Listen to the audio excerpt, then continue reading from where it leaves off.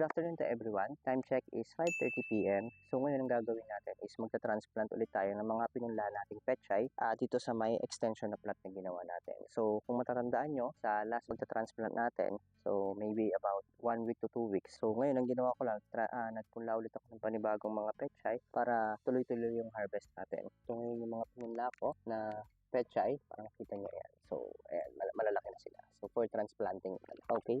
So, mag-transplant muna tayo ng mga pechay.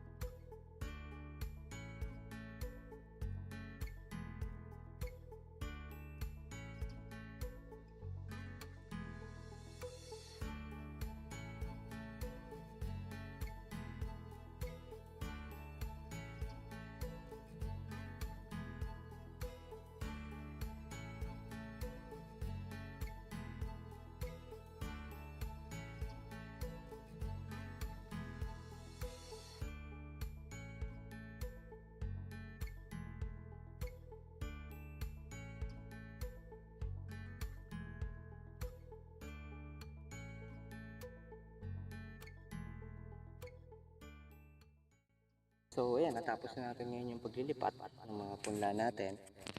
So ang medyo mahirap lang dito sa pagtatanim, lalo na pag open area na ganito, is medyo marami tayong kinakaharap na problem, lalo na pagdating sa mga peste.